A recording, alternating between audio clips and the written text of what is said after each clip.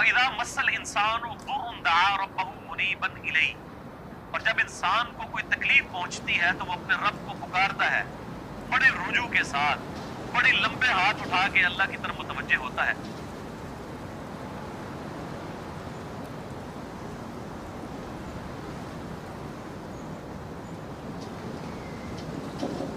ثم اذا خولہ نعمتا منہ، جب ہم اسے اپنی طرف سے نعمت عطا کر دیتے ہیں، نسی من کان یدعو الیہ من قبل، تو وہ ایسا بھول جاتا ہے جیسا کہ اس نے کبھی ہمیں پکارا ہی نہیں تھا.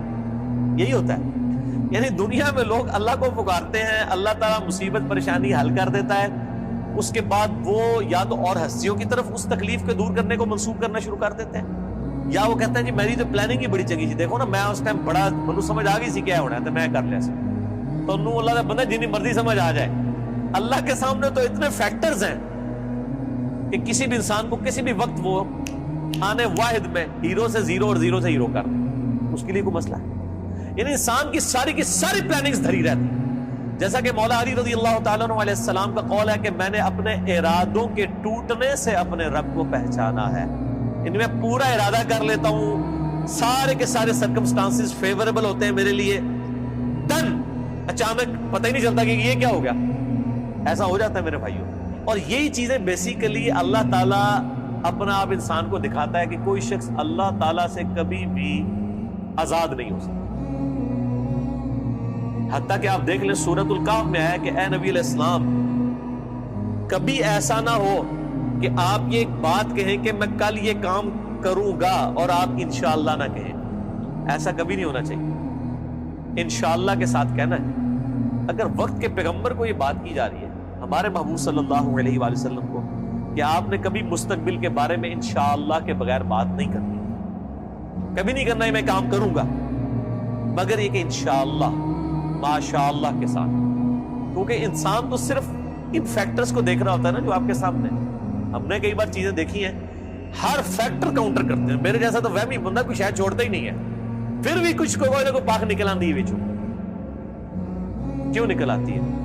انسان کبھی آزاد نہیں ہوتا اللہ سے، اس کی تقدیر سے کبھی آزاد نہیں ہو سکتا. اسی لیے الحمدللہ عرصہ دراز سے ہم اپنی پوری ایفرٹ کر کے اس کے بعد اللہ پر ہی توقع رکھتے.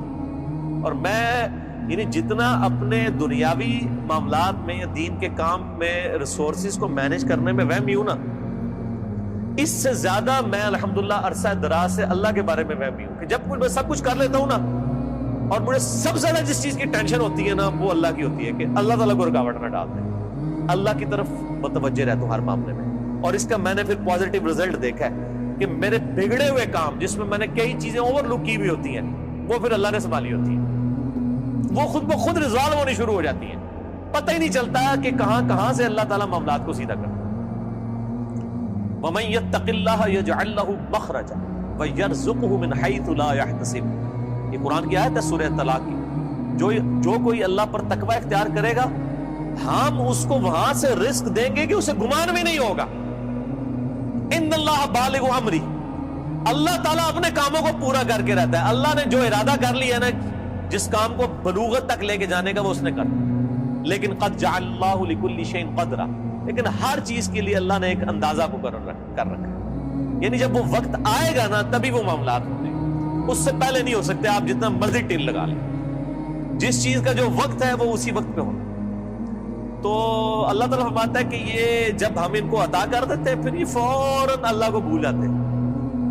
وہ میں اگلے دن وہ قاسم علی شاہ صاحب کی ایک ویڈیو دیکھ رہا تھا، انہوں نے بڑی اچھی بات کی واسف علی واسف صاحب کے حوالے سے. وہ کہہ رہے تھے کہ وہ بتا رہے تھے کہ اللہ کی طرف آپ کی توجہ اور توکل کا لیول کیا ہونا چاہیے. ایک تو وہ توکل ہے جو ہمیں واعظین کی تقریروں میں نظر آتا ہے، ان کی کتابوں میں نظر آتا ہے. پریکٹیکلی وہ 1% اللہ پہ توکل نہیں کرنے والے ہوتے.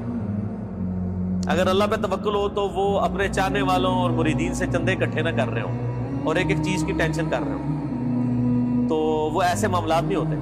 وہ میرے ایک دوست ہیں، یہ واقعہ آپ نے یاد رکھا ہے، میں دوبارہ آپ کو قاسم علی شاہ صاحب والا بات میں سناتا ہوں جو مجھے ایک اور واقعہ یاد ہے.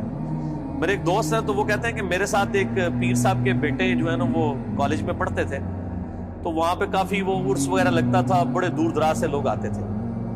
تو کہتے ہیں کہ وہ جب جن دنوں میں عرس ہوتا تھا نا تو وہ پولیس کو بار بار فون کر رہے ہیں کہ جناب سیکیورٹی کا بڑا خیال رکھنا ہے لوگوں دی جی، یعنی یہ لوگ آتے ہیں، پچھلی بار بھی آیا ہو گیا سی کی ہویا سی جیب کٹ گئی تھی۔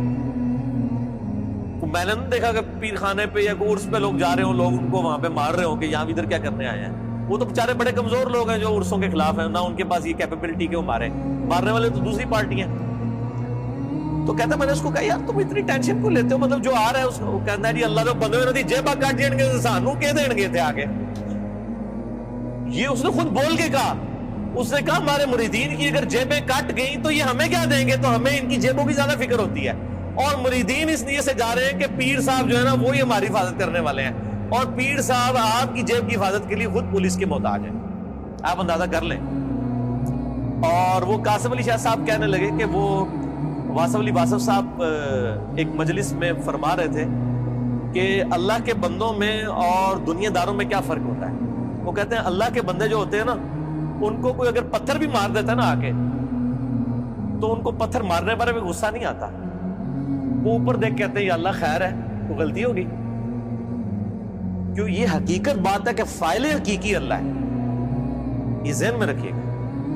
آپ کو جو مخلوق کی طرف سے تکلیف بھی پہنچتی ہے نا اس کا فاعل حقیقی بھی اللہ ہے، کیونکہ جو ہزاروں تکلیف کے درمیان ہرڈل بنا ہوا ہے اسی نے اجازت دی ہے نا کہ چلو ایک چونٹی انہوں وڈ لے جائے، کیونکہ ہزاروں تکلیفیں تو اس نے آلریڈی بلاک کی ہوئی ہیں، ہمیں تو پتہ ہی نہیں کہ کہاں سے۔ آپ نے اگر یہ چیز دیکھنی ہے تو آپ حیران ہوں گے کہ چھوٹے بچوں کا بڑا ہو جانا یہ معجزے سے کم نہیں ہے۔ بچے جس طرح اندھوں کی طرح بھاگتے ہیں، ایک کن پٹی پہ صرف ایک جو ہے کارنر لگنے کی مار ہے نا بچے کی ڈیتھ، بڑا بندہ مر جاتا ہے۔ کس طرح بستروں سے گرتے ہیں، جا کے کبھی کہیں گرتے ہیں، سیڑھیوں سے نیچے گر جاتے ہیں، کہیں جا کے لگتے ہیں، کبھی کچھ ٹوٹ جاتا ہے، کبھی ادھر آ کے بندہ کہتا ہے اوہ شکر ہے جی بس نیڑے ہی بچا ہے، اللہ سے بچو، اللہ نے بچایا ہوتا ہے، ہمیشہ ہی بچ جاتا ہے بندہ۔ کتنے بچوں کی آنکھیں نکل جاتی ہیں بچپن میں، ورنہ تو آدھے ادھر جو ہے وہ کانے ہی بیٹھے ہوئے ہوں۔ یہ اللہ نے بڑے کیے ہوتے ہیں، یہ اللہ قرآن پاک میں آیات ہیں، اللہ فرماتا ہے کہ ہم نے فرشتے معمور کیے ہوئے انسانوں کی حفاظت کے اوپر، یہ ساری چیزیں اللہ لے کے چل رہا ہوتا ہے۔ لیکن اللہ فرماتا ہے جب ہم تکلیف دور کر دیتے ہیں پھر کہتے ہیں یہ تو کوئی کہہ دیتا ہے بزرگوں نے کیا ہے، کوئی کچھ کہہ دیتا ہے، کوئی کچھ کہہ دیتا ہے۔ وہ ایک مجھے لطیفہ یاد آ گیا، وہ ایک بندہ جو ہے وہ سمندری طوفان میں پھنس جاتا ہے، اور جب وہ ڈوبنے لگتا ہے تو کہتا ہے یا اللہ منو بچا لے، میں دیکھ دیا گا تیرے نادی، ٹھیک ہے جی، وہ اللہ تعالیٰ بچا لیتا ہے۔ تو وہ پھر کنارے آ کے کہتا ہے جی، وہ تو پھر ظاہر ہے اس نے مکر ہی جانا ہوتا ہے، جو اللہ تعالیٰ آتا ہے کہ جب ہم ان کی تکلیف دور کرتے ہیں پھر یہ بھول جاتے ہیں ہمیں۔ تو کنارے پہ پہنچ کے کہتا ہے کیڑی دیکھ، کوئی دیکھ شیک نہیں ہو۔ تو وہ پھر ایک اور ہچکولا اس کو آتا ہے، تو پھر وہ سمندر میں کہتا ہے نہیں یا اللہ میں پوچھ رہا تھا مٹی کے لونی، ٹھیک ہے، کیڑی دیکھ تو مراد ہے مطلب نہیں، یہ اللہ نو تو نہیں دھوکہ دیتا جا سکتا ہے، دنیا ہی دھوکہ دیتا جا سکتا ہے کہ میٹھی دیکھ یا نمکین۔ تو یہ وہی چیز ہے، اللہ تعالیٰ فرماتا ہے کہ یہ جب ہم ان کی تکلیف دور کرتے ہیں تو اس طرح بھول جاتے ہیں کہ جیسا کہ ہمیں کبھی پکارا ہی نہیں تھا۔ وَجَعَلَ لِلَّهِ أَنْدَادًا، اور اللہ کے مقابلے پہ اور ہستیاں کھڑی کر دیتے ہیں کہ یہ انہوں نے کیا ہے۔ بچہ اللہ نے دیا ہوتا ہے، کہتے ہیں نہیں وہ ان کی وجہ سے ہوا ہے، لِيُضِلَّ عَنْ سَبِيلِهِ، تاکہ بہکا دیں اللہ کی راہ سے۔ حقیقت بات ہے کہ یہ شیطان انسان کے دل میں یہ وسوسہ ڈالتا ہے کہ یہ فلاں کی وجہ سے ہوا ہے۔ آپ ہندوؤں کے پاس چلے جائیں، وہ بھی یہی کلیم کرتے ہیں کہ جی ہم فلاں مندر میں گئے تھے تو ہمیں اولاد ہوگی، حالانکہ اللہ دے رہا ہوتا ہے۔ لیکن شیطان جو ہے وہ اینڈ ٹائم پہ ایسا وسوسہ ڈالتا ہے کہ انسان اور ہستیوں کی طرف اسے منسوخ کرنا شروع کرتا ہے۔ ہم نے تو کئی ایسے دیکھے ہیں جو لوگوں کو بچے دے رہے ہیں لیکن خود بے اولاد ہوتے ہیں، ان کو کہیں آپ کیوں نہیں اولاد ہو رہی؟ سورہ شورا کا آخری رکوع پڑھ لیں، اللہ فرماتا ہے اللہ جسے دیتا ہے بیٹے دیتا ہے، جسے چاہتا ہے بیٹیاں دیتا ہے، جسے چاہتا ہے دونوں دیتا ہے، اور جسے چاہتا ہے محروم رکھتا ہے۔ نبی علیہ السلام کی صرف ایک بیوی ہے جس سے اولاد ہے، سیدہ خدیجہ سے، یا ایک ماریہ قبطیہ سے سیدنا ابراہیم علیہ السلام پیدا ہوئے، وہ بھی فوت ہو گئے، باقی آپ کی ساری بیویاں بے اولاد ہیں۔ کیا نبی کی بیویوں